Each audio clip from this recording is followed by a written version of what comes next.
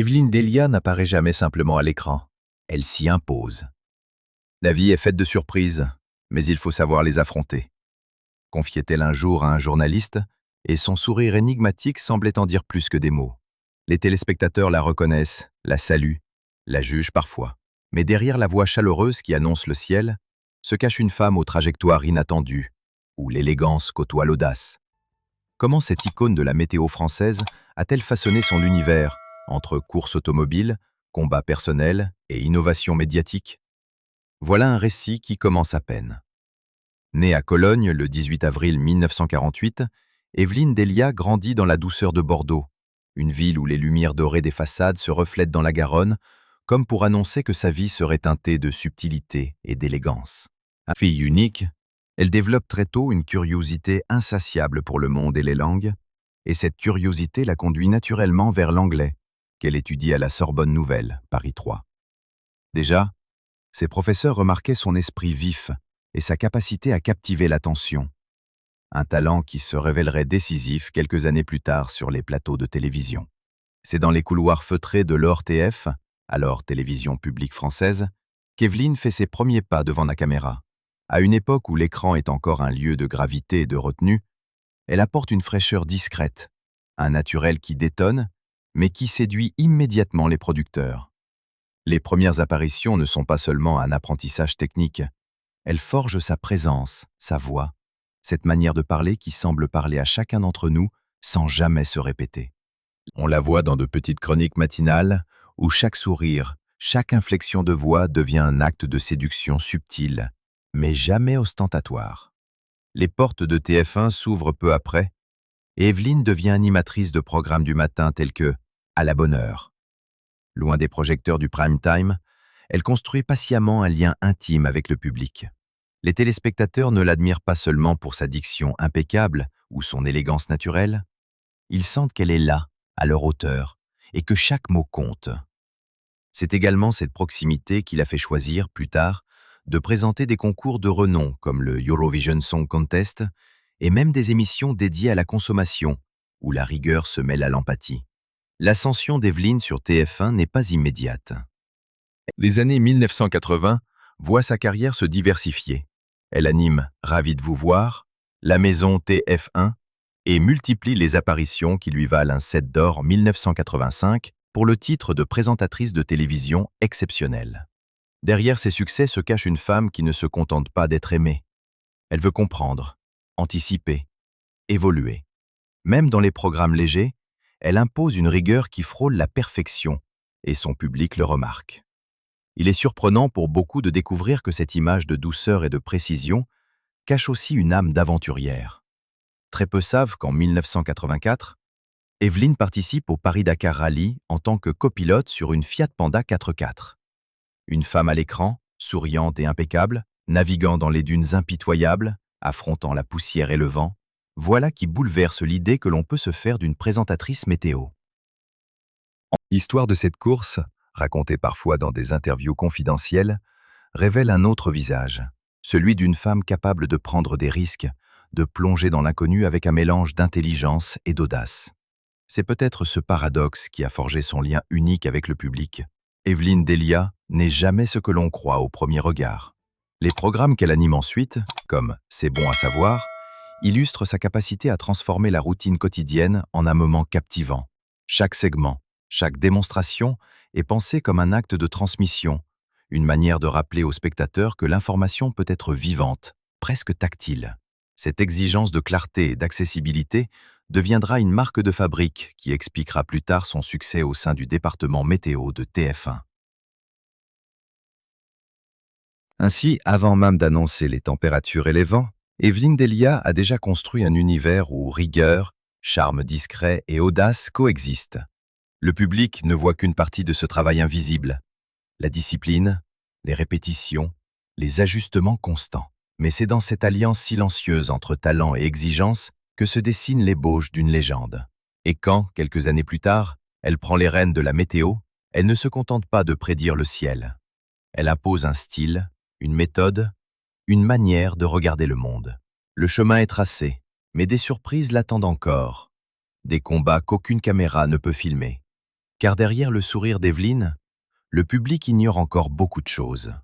Quelles épreuves ont façonné cette femme qui semble si lumineuse? Quels choix courageux ont jalonné sa route, loin des regards et des clichés? La réponse commence à apparaître, mais elle ne sera révélée que progressivement, morceau par morceau, comme un puzzle fascinant qui défie les attentes. Le passage d'Evelyne Delia de l'animation à la météo ne fut pas un hasard, mais une transition subtile, mûrie avec soin.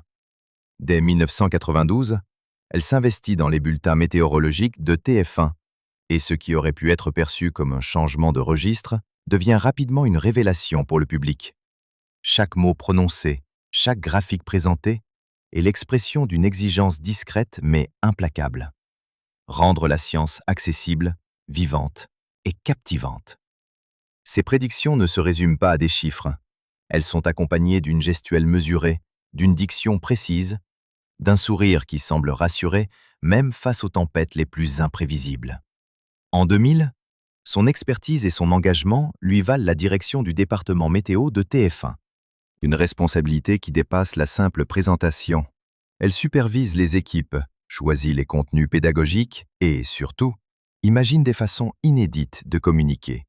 Sous sa direction, la météo ne se contente plus d'être un passage obligé dans le journal télévisé. Elle devient un rendez-vous attendu, un moment où les téléspectateurs apprennent, réfléchissent et s'émerveillent devant la complexité du climat. Evelyne est également pionnière dans l'intégration des technologies.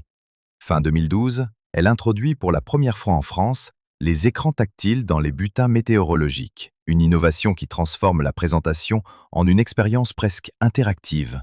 Les cartes, les trajectoires de nuages et les phénomènes climatiques peuvent être manipulés en temps réel, donnant aux spectateurs un sentiment de proximité avec la science. Ce choix audacieux, salué par ses pairs et les spécialistes du climat, montre combien elle entend mêler pédagogie et modernité, sans jamais sacrifier la clarté ou l'élégance. Son engagement dépasse les plateaux de télévision. Dès 1998, elle reçoit des distinctions scientifiques, à Issy-les-Moulineaux, à Québec, à Zagreb, qui célèbrent non seulement son talent médiatique, mais aussi sa capacité à vulgariser la science et à éveiller la conscience écologique du public. Cette reconnaissance souligne une réalité que beaucoup ignorent. Evelyne Delia ne se contente pas d'informer, elle façonne une culture du climat. Elle devient une voix de référence, capable de sensibiliser le grand public aux enjeux du réchauffement global et des catastrophes naturelles, tout en restant fidèle à son style chaleureux et accessible. Parallèlement, elle écrit et publie plusieurs ouvrages, parmi lesquels « Ça fait du bien à la planète », où elle propose des gestes quotidiens pour réduire l'impact écologique. Le livre est reçu comme un prolongement naturel de sa carrière. La voix qui a guidé les téléspectateurs à travers le ciel devient celle qui guide la société vers des comportements responsables. Cette cohérence entre image publique et conviction personnelle renforce l'admiration du public et explique pourquoi, malgré les années, elle demeure une figure incontournable. Mais l'ascension de Delia n'est pas exempte de défis. Diriger un département exigeant, anticiper les critiques, innover sans perdre l'essence de la présentation, voilà un équilibre délicat que peu réussissent. Elle le fait avec une élégance rare, imposant le respect sans jamais céder à l'arrogance et prouvant qu'une présentatrice météo peut être à la fois une scientifique, une communicante et une stratège. Le regard attentif du public, désormais habitué à son charisme, ne perçoit pas toujours les sacrifices, les nuits passées à vérifier des modèles climatiques, les discussions animées pour améliorer chaque bulletin. Pourtant, cette rigueur invisible construit l'autorité naturelle d'Evelyne sur le plateau et la crédibilité scientifique de ses interventions. Ainsi, au début des années 2010, elle n'est plus seulement la voix familière du ciel français, elle est l'architecte d'une manière nouvelle de penser et de présenter la météo. Son influence s'étend bien au-delà de TF1 et chaque innovation, chaque initiative témoigne d'une volonté inébranlable de transformer une discipline souvent perçue comme banale en une véritable expérience pédagogique et sensorielle. L'année 2012 marque un tournant que personne n'avait anticipé. Evelyne Delia, l'image même de la constance et de la sérénité sur TF1, se voit confrontée à un défi personnel d'une intensité inouïe, un diagnostic de cancer du sein. Pour le public, habitué à la voir sourire face aux caméras, l'annonce est un choc silencieux. Mais derrière l'écran, loin des projecteurs, Evelyne s'engage dans un combat discret mais sans concession. où chaque étape, opération, chimiothérapie, traitement complémentaire, devient un test de résilience. Sa décision de revenir à l'antenne avec une perruque, alors que son corps était encore en reconstruction, suscite d'abord curiosité et débat. Certains téléspectateurs se montrent hésitants, d'autres admiratifs. Evelyne, fidèle à son style, transforme cette attention en message de force. La maladie n'est pas une honte, et le courage ne se mesure pas seulement par l'apparence, mais par la manière dont on continue à vivre. Son retour est élégant, mais aussi profondément symbolique. Une femme qui refuse de disparaître derrière l'adversité et qui choisit de montrer que la vulnérabilité peut devenir une source d'inspiration. Dans les semaines qui suivent, elle prend la parole, ouvertement, sur les plateaux et dans des interviews choisies, partageant ses expériences avec une sincérité rare. Elle raconte les doutes, les moments de fatigue, les instants de solitude, mais toujours avec une clarté qui invite les autres à ne pas renoncer. Son témoignage devient un phare pour de nombreuses femmes confrontées à la même épreuve, et elle réussit à transformer sa lutte personnelle en une mission sociale, sensibiliser, soutenir, encourager. Evelyne ne se contente pas de revenir à la télévision. Elle redéfinit sa présence. Le style, la gestuelle, la voix, tout reste impeccablement maîtrisé, mais désormais teinté d'une profondeur nouvelle, d'une gravité qui ne diminue jamais la chaleur qu'elle transmet. Les téléspectateurs remarquent cette nuance. Le sourire est le même, mais derrière lui se dessine une force forgée par l'expérience, une élégance née de l'acceptation et du courage. Ce retour n'est pas seulement personnel, il marque également un tournant dans sa carrière. Elle continue à diriger le département météo, à introduire des innovations techniques, mais son autorité et sa légitimité prennent une dimension humaine nouvelle. La science et la pédagogie coexistent désormais avec une intimité partagée, et chaque bulletin devient une démonstration subtile que l'adversité peut renforcer la voix et la présence. Mais ce n'est pas uniquement son parcours médical qui captive. Le public et les médias s'interrogent sur sa vie personnelle. Des rumeurs émergent, notamment sur une possible nouvelle relation après 9 années de veuvage depuis la disparition de son mari, Philippe, en 2017. Evelyne, toujours réservée, ne confirme rien, mais continue de rappeler l'importance de son époux dans sa vie, décrivant Philippe comme le pilier et la source de force qui l'a accompagné jusqu'aux derniers instants. Ces mots, simples mais chargés d'émotion, révèlent l'équilibre fragile entre mémoire, amour et renaissance personnelle. Ainsi, le retour d'Evelyne Delia sur le plateau n'est pas seulement un triomphe professionnel, mais une déclaration silencieuse. La vie peut présenter les obstacles les plus redoutables, mais il reste possible de les affronter avec élégance, courage et dignité. Et derrière chaque bulletin météo, chaque innovation, chaque sourire à l'écran, se cache une femme qui a traversé l'adversité sans se laisser définir par elle. Un exemple vivant de résilience et d'humanité. La vie personnelle d'Evelyne Delia a toujours été entourée d'une aura de mystère.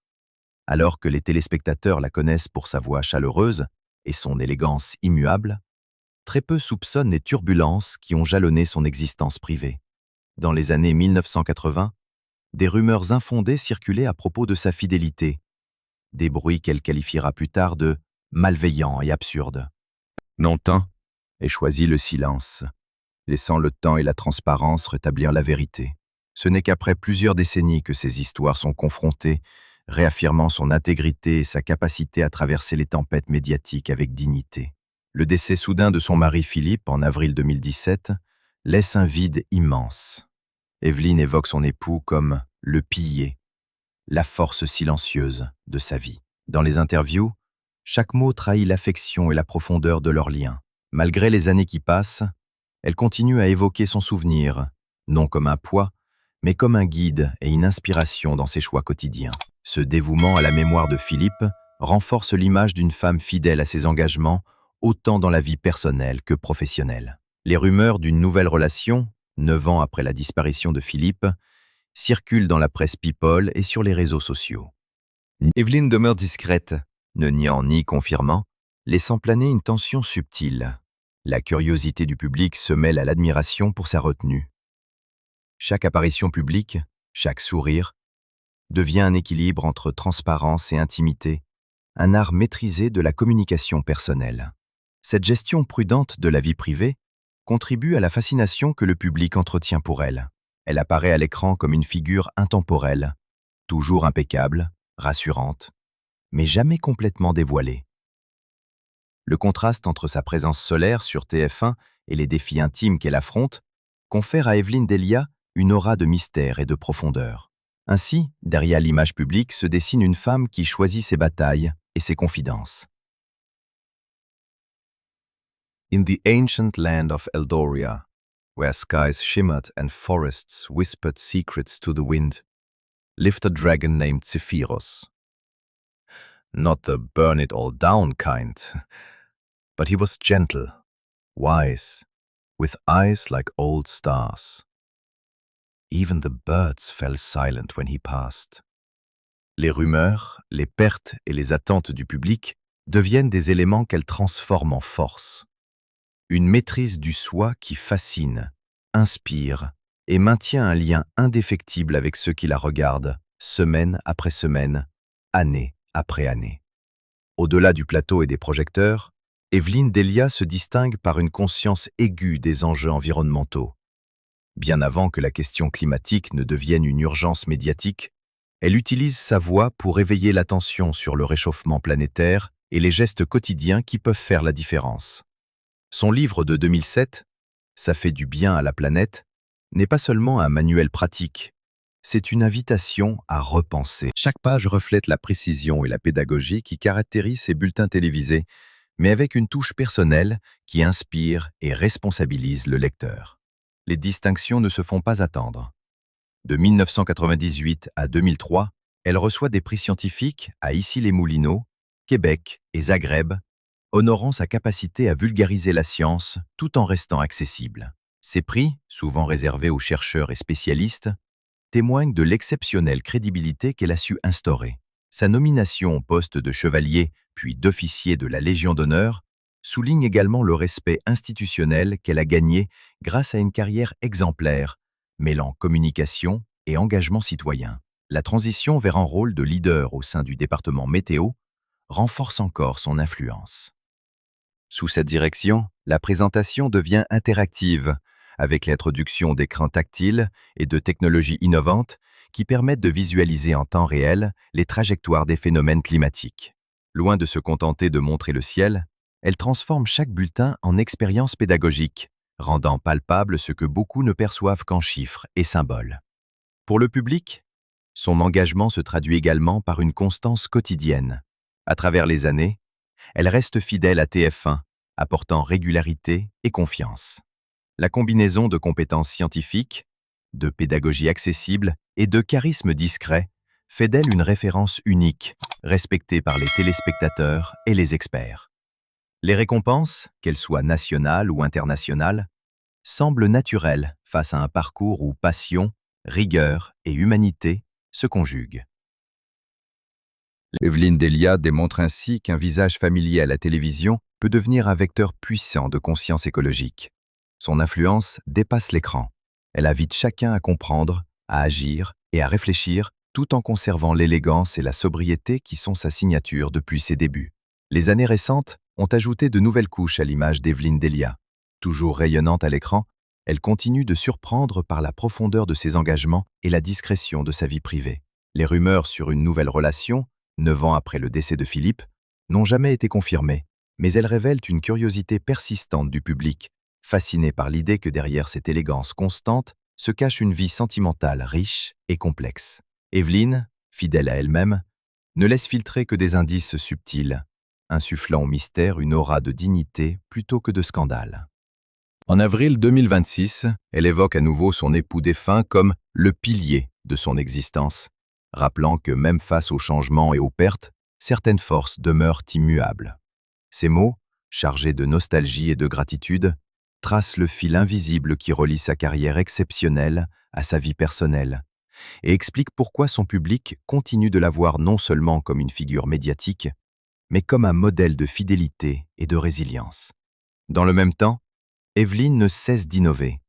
Son rôle au sein de TF1 reste central et elle est souvent sollicitée pour des conseils sur la présentation, les technologies et les approches pédagogiques. Chaque intervention, chaque bulletin, chaque initiative reflète un mélange unique d'expérience, de rigueur et de sensibilité. In the ancient land of Eldoria, where skies shimmered and forests whispered secrets to the wind, lived a dragon named Zephyros. Not the burn it all down kind, but he was gentle, wise, with eyes like old stars. Even the birds fell silent when he passed. Les téléspectateurs continuent de suivre chaque bulletin, chaque interview, fascinés par la femme qui sait, mieux que quiconque, équilibrer mystère, authenticité et élégance, tout en laissant planer des ondes d'ombre qui intriguent et inspirent. Evelyne Delia reste une icône intemporelle. Entre courage, élégance et audace, elle continue de fasciner, laissant derrière elle des traces invisibles, mais indélébiles dans le cœur des spectateurs.